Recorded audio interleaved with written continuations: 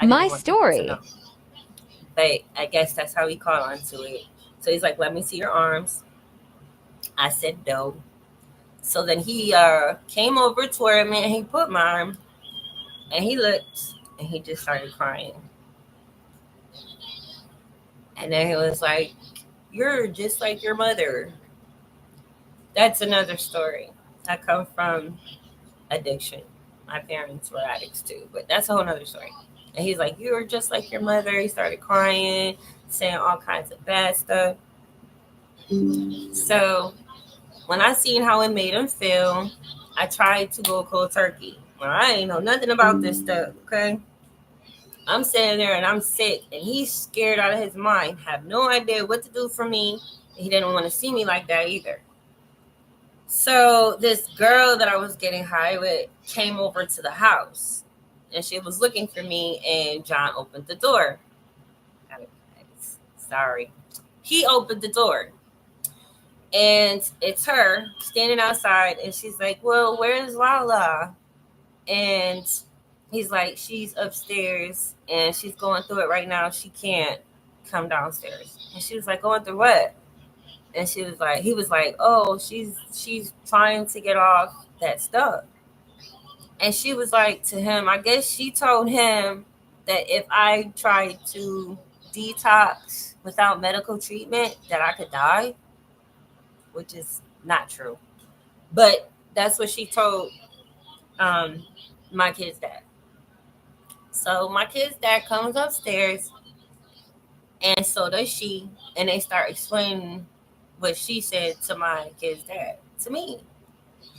So I'm like, you're telling me I can't get off this stuff without either weaning myself off? Like, what are you saying? She's like, you can't do that because if you do, you're gonna die. Your weight is this, you're this small, and you're not gonna be able to handle it. Da, da, da. So my kid's dad was giving. He was like, you know what I'm gonna do is I'm gonna give you a couple dollars. I'm not going out there. You go out there, get what you gotta get, and dish it out. I'll dish it out, but I'll make sure that you're not doing it how you were doing it. And I'm like, okay. So I remember being real sick, real sick. I got on the train. I made sure I brought my bike. I could barely ride that bike. I could really not ride that bike at all. It was terrible.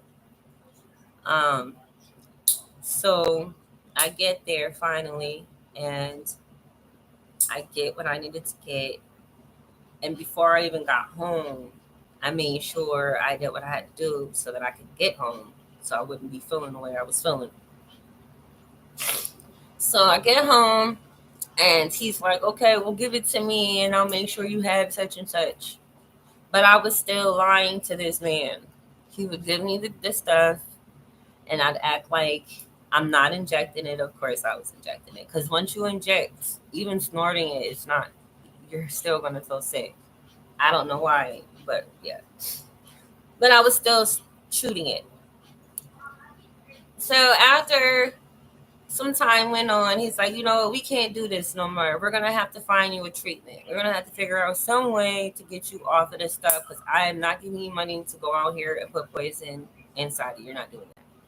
So we did some research. Well, he did some research, and he found a methadone clinic. Now, I ain't know nothing about methadone, neither did he. All we knew is when he read this, it's saying that this was a way for me to get off the heroin and help me not think about it. I could live a regular life. Da da da da da. So he's like, "Come on, we're gonna go to the methadone clinic." He came with me because it was in Camden, of course. So he came with me every time I had to go to the methadone clinic to make sure that I wasn't, you know, dipping off and doing other things. So you made sure you rode the train. The first time they gave me my treatment at the methadone clinic, I think it was 30 milligrams. I think they start you off at 30 milligrams. And the stuff is disgusting.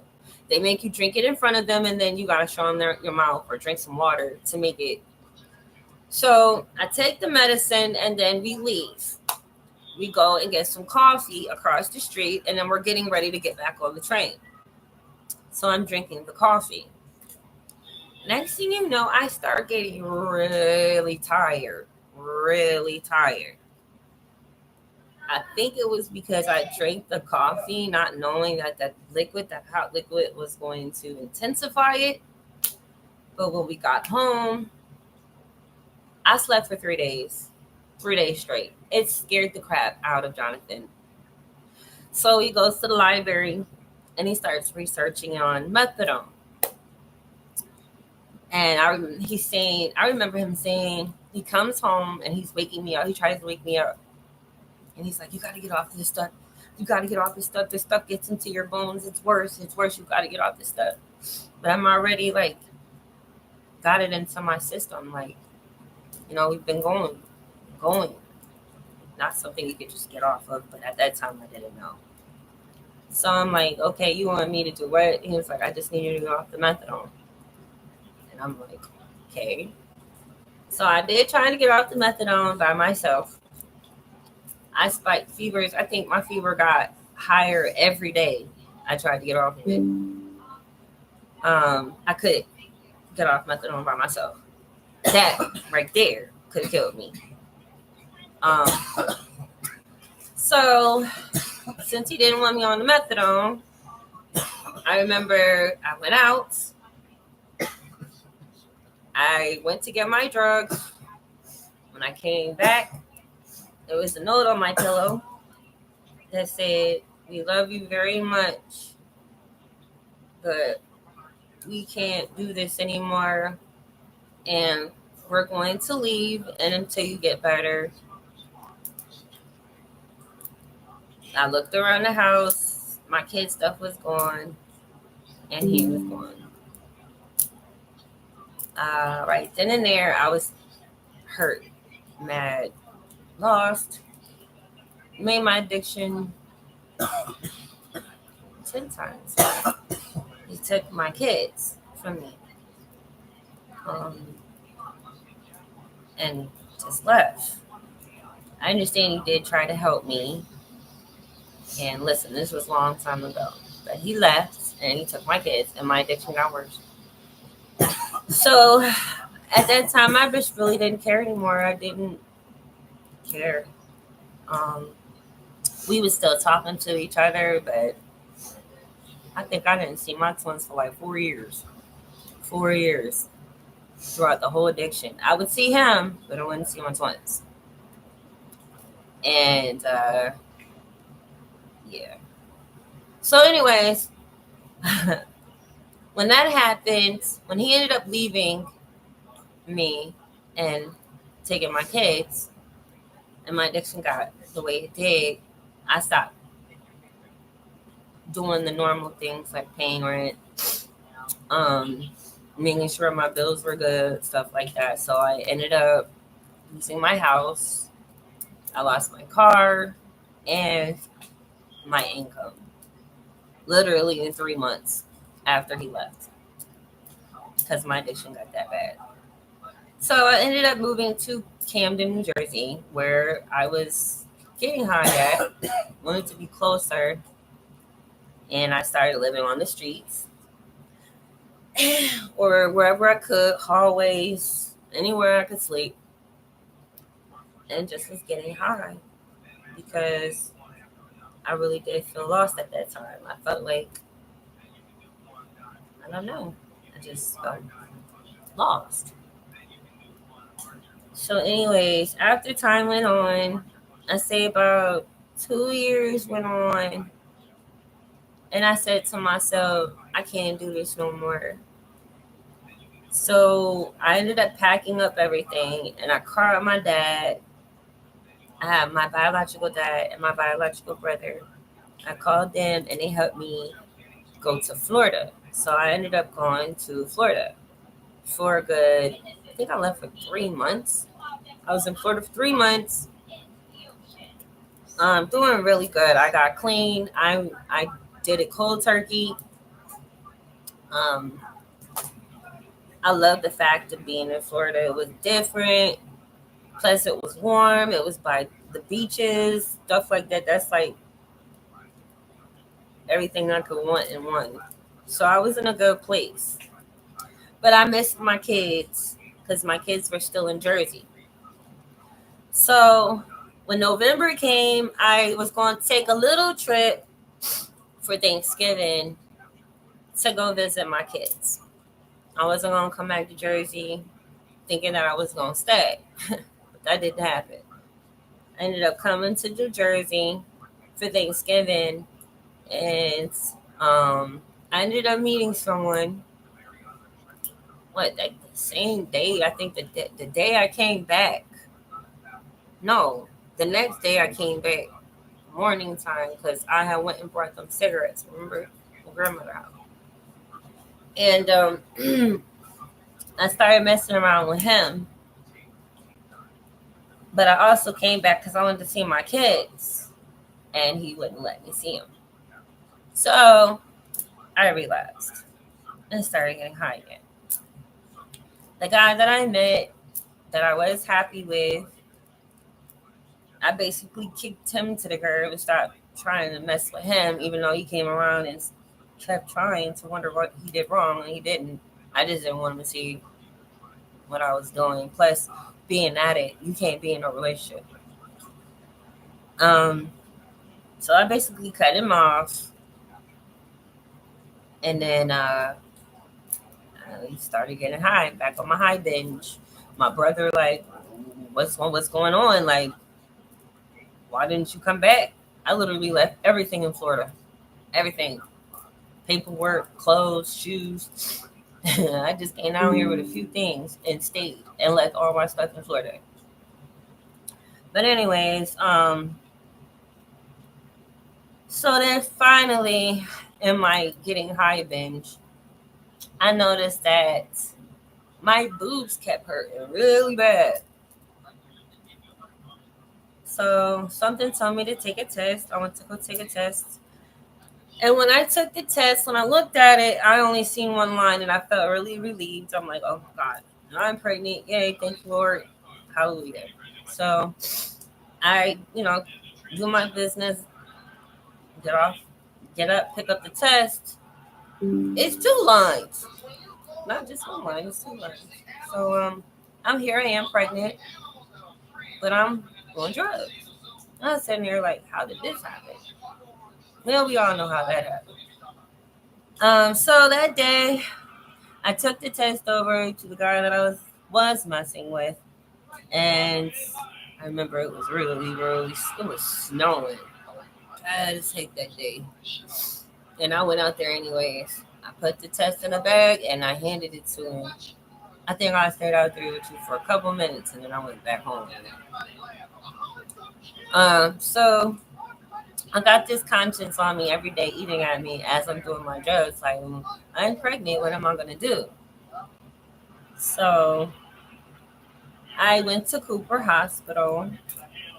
I had to come get me in the ambulance, and they admitted me. They took me into the labor and delivery to make sure that the baby was good. And then when they put me there, I told the nurse the truth. I told her that I was on heroin and cocaine. I was shooting heroin and cocaine, and that I have the baby, and that I was scared. And she was like, "You did the right thing, because if I would have been out on the streets and I would have went cold turkey with the baby in my stomach, I either would have lost the baby, or it just was bad." So I put myself in the hospital. Since I didn't have insurance, they kept me in the hospital to make sure that I was dosed, had my dose. And then I talked to a social worker at the hospital, and the social worker put me in touch with the Camden Coalition that was basically helping me get the medicine that I needed to get through my pregnancy and not have to use. Then they also provided me to stay in a shelter, which was a very nice shelter too, by the way. It was called the Butterfly Shelter. So I stayed in the hospital until I was able to get into that shelter, and then until I was able to get Camden Coalition to be able to pay for my medicine, so then that way I would go back to the drugs and I wouldn't be back in the area where I was getting high. So I am in this shelter and I'm doing very well. I didn't think about getting high, taking my medicine. taking my prenatal stuff. And on September 3rd, 2016, Hosian was born. Yes, he was in the NICU for 30 days because of the withdrawal from the Subutex. But other than that, he's here. So I'm getting ready to be released out of the hospital, and they're telling me that Child Protective Services is getting involved. One, because of what Hosian had in the system, and yeah. So when your baby has something in their system, because when the first poop come out, they test that poop. When they test the poop, they found what was in Hosian's. And not only that, Hosian went through withdrawal too. So that made social services, Child Protective Services be involved.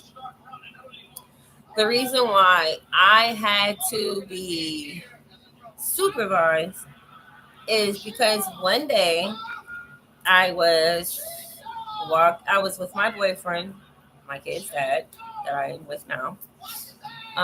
We were together and he was smoking, and me being an addict wanted to try it. I took like 3 hits of that stuff. 2 hits. It was synthetic marijuana, K2 Buddha, whatever you want to call it. That's what it was. I took 2 hits of that. This man had to carry me home literally because I was out of it.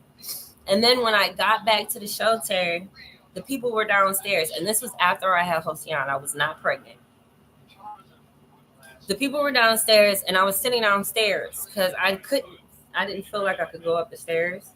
And I had somebody staying with me that was really good friend. I'm not gonna put her name out here either, but she knew. So I had to wait for her to get back to take me up the stairs. But the people at the shelter, they knew something was wrong with me because they said that I was sleeping on the couch or something, because that stuff made me, it was crazy. So they reported that back to DCNP. So when I was able to get Hosian out of the hospital, when he was ready to be discharged, they told me that I had to be supervised because of what was called in from the shelter. So I'm like, okay. So I wanted somebody from the butterfly shelter to supervise me, but they said they could not supervise me in the shelter. 1, because you can't be there all day. 2, they're not there all day. So who's going to supervise me? So I ended up having to stay with my boyfriend's sister. Now, mind you, my boyfriend's family didn't like me from the jump because I was a drug addict. All his family know of me is seeing me buy drugs. And because of the reputation that I had from being an addict, they didn't want me to be with him. Actually made my pregnancy terrible and tried to make this man believe that the baby wasn't his, which it was, and he knew it, and I knew it. And then when I have Hosian, all these nosy people come up to the hospital just to see if Hosian is his. Which Hosian is his? 1, has the same blood type as his father. 2, looks just like his oldest son. So they came to the hospital just to see what my baby looks like. And of course, oh, this is my grandbaby. Oh, this is my grandbaby. Now Hosian is their grandbaby. Okay. So anyways, back to the part where I'm being supervised by my boyfriend's sister. Now, we get to the house. The first night I get there with my baby, I can't bring my baby because we were sleeping in the basement. Okay? Listen, wherever I'm sleeping, I feel like my baby can sleep too. But my boyfriend and his sister didn't want the baby to be in the basement. They wanted the baby to be upstairs, this, that, and the other. I felt like the baby should have been with me, the mom and the dad, because that person wasn't their parents. Plus, 2, we're the ones that feed them and we're their parents. But anyways, it didn't work out like that. So she ended up falling in love with my child because my child was sleeping in her room every night. Fell in love with my child. And then it got to a point where I didn't have to be supervised anymore, right? I was able to take the baby and stuff, remember? I got to a point where I didn't got they took the supervision off of me. Hello? Remember, I got to a point when they took the supervision off of me when I was at your sister's house. Yeah, okay. So the supervision was off of me completely because I was doing everything that DCCP and P was telling me to do. I forgot. I'm trying to remember. Hold on, let's go back. All I remember is DCP and P wanted me and my boyfriend, to take these parenting classes. I remember dropping my baby off in the morning at his mom's house, and for some reason she acting real strange, talking about something. I don't know. It was strange. I didn't feel right leaving my baby there. It was strange. So me and my boyfriend go to the classes, the parenting classes, and we finished our parenting classes. That was our last class. So we're like, oh yay, we got our certificate. So our teacher, the instructor lady, said that we could go and get the baby. We could go get our baby. Da, da, da, da, da. So we was happy about that. So me and my boyfriend went to the house. And when we got to the house, we're knocking on the door, but nobody answers. So I think 5 minutes went past, and we still knocking on the door, and there's no answer. My boyfriend got mad, started kicking the door, and kicking the door, and kicking the door. We didn't know that his mom and sister had DCP&P in their house.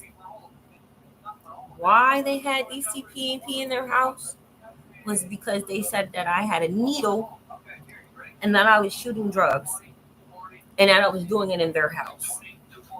But I was taking a lot of this. They have a lot No, that's not part of it. I'm telling my story. Okay. So I remember my boyfriend is kicking the door and the police show up.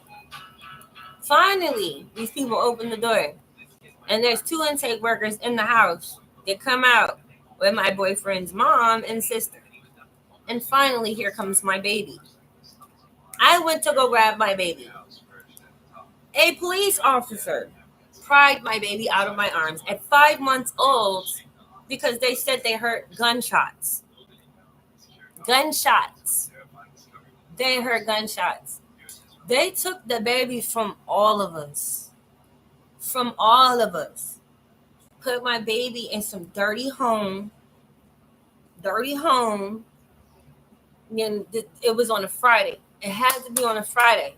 Because I remember, yes, it was on a Friday. Yes, it was on a Friday because we had to go to court on Monday for the baby. So we're devastated they took the baby, and we don't know where my baby is, okay? So we go to court on that Monday. That Monday morning, it was me, my boyfriend, his sister, and his mother. So we come to the court. They go in the bathroom, and I'm in the bathroom. It's just me, his mom, and his sister. They're crying historically. And they're like, Jasmine's like, please give me custody of your baby or temporary custody of your baby so that way he stays in the family. And if you want to see him or anything, I won't keep you from your baby. I promise. I'll be good to him and you'll always be in his life. If he gets into foster care, none of us won't see him. Da da da da da. You know, the okie doke. So, anyways, I was like, okay, I'm gonna go for that. Because I didn't want my baby to go to foster. Who wants their kid to go into foster care? Or, anyways, a lie over a fake syringe and then a fake gun that was supposedly been shot at the time where we were trying to get our baby when he was just kicking the door. I mean, where are the bullet holes? Where's the evidence? But anyways, so they took the baby. That Monday we went to court. the judge, I told it was okay that his sister take the baby. The worst mistake I ever could have made. Really. So she had the baby. We had to move out of her house and go somewhere else because since she had the baby, we couldn't be there. So we ended up moving in with his uncle for a little bit. That's when I started using again because I'm like, I did everything I could to get out of North Camden, the area where I was getting high. It's like they put me right back in the same area where I tried to avoid, and then put me with people who couldn't stand me. So that was incentive. But anyways, so I did lose hope, and she ended up having my son for a little bit. She did have him for a while, about 9 months, and then reality kicked in when I was out there doing me. And one day I woke up, it was early, I think it was like 8, 7:30, 8 o'clock in the morning. And I got up and my peoples was already outside. So I'm like, okay, so we getting ready to go do our business, go to the block, go get what we need and do our business. Well, I didn't have any powder, which is cocaine. She didn't do speedballs. I did. I could not do heroin without any type of powder. So I told her, I said, could you just wait for me? Wait, don't do anything, just wait for me. And when I get back, we'll be good. So it literally took me about 10 minutes to walk to where I needed to go to get what I needed to get and to walk back to the house. Get back to the house. And when I get back to the house, I'm knocking on the door. There's no movement, no noise, no nothing. So I jingled the handle. Of course, the door is open. So I opened the door, and the first thing I see is her face literally turned upside down like this. I can't really show you. But she was like this. Her head was hanging off the bed, and her eyes were like this. And I can't, it was crazy. I would never forget that image ever. She had a needle stuck in her arm, and she was gone. There was no way I could save her. She was gone. She wasn't breathing. She was gone. So that right there scared the crap out of me. I started running as fast as I could and ran into the right person. I literally ran into what is he, a jump out boy, a bounty hunter, a cop, sheriff? What is he? These two things. He's a bounty hunter. He's a bounty hunter / sheriff. So I missed court, and I was running from probation for a long time during my addiction, and I ran into that right person. And when I seen him, I just still like this. I didn't run. I didn't try to do anything. So he was like on the speaker, Miller, you're under arrest. So he put me under arrest. I go in, and I stayed in there for a good 4 or 5 months, like 4.5 months, something like that, until I was able. Well, actually, DCP&P was the reason why I got out. I wasn't even sentenced into drug court yet. They were getting ready to adopt Hossein. They were trying to get him out for adoption. And DCP&P came to the court and requested that I was released so that I could fight to get him back, which was God. That was God right there, because they didn't have to do that. So when I got out, that was the first thing I did. I went to all my IOPs. If it wasn't for drug court, I did drug court in a matter of 2.5 to 3 years. And I had a 5-year sentence, and I graduated in 2.5 years. And go get my plaque for me. Get my plaque for me. It's on the stairs. What plaque? The plaque. It's a plaque. You'll see it. It's like I have a plaque, and I have a coin they gave me. It's a drug court coin, but it's It's a gold coin and it's real big. And I have a plaque. I graduated drug court. I was on the news. They did a graduation for us and all that good stuff. Um, I felt really good. I got my baby.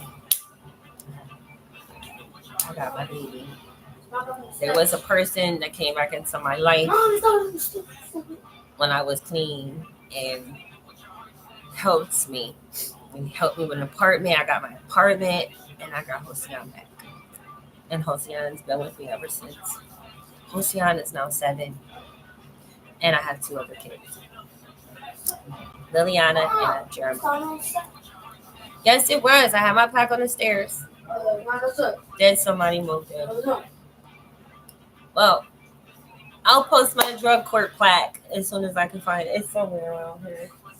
Could have swore it was on the stairs. It's not enough. I don't think I put it in the drawers because I wanted to hang it up. I think the kids' books are in the drawers. But anyways, this is Hosian right here. Say hi. My big 7-year-old right here. That changed my life. That makes me work harder every day. That makes me want to live. Gives me a purpose. So all I'm saying is with my story, if I can do it, you can do it. And I'm not saying that I'm perfect right now. There is still things that I am working on, like my living situation and stuff like that. But that is gonna come. That's gonna come together with it too, like it has been. It's a lot more things that I need to work on myself. But just to let you know that recovery is possible and we do recover. So if you guys are thinking that you guys can't do this, that you guys are lost, that you don't want to go through the withdrawal or whatever the reason why you can't do it, try to change that mindset because I did it. And I'm not the only person that did it. And like I said, now I want to spread awareness because now our children are dying. And they're literally dying every 30 minutes to overdoses. And they're taking medicine and they're not having any idea what they're doing and what they can do, what those pills can do to them. So, just like I was saying in my last video, when we were younger, we had DARE, and they still didn't tell us everything. But at least we had DARE. What do the kids have now? What programs in school do they have now to teach them to say no to things? There is so many different things that these kids need to know besides making videos, watching YouTube, being on the phone. They need to know the important things too. Because maybe if I would have known the important things, I would have never went through this. If somebody would have actually sat down and told me about these things, I probably would have never tried these things. I probably wouldn't be sitting here right now today telling this story. It'd probably be a reverse story. I'm doing crazy good and this, that, and the other. But it was because of lack of knowledge. Getting sick, listening to these doctors, not doing research myself is what caused my addiction.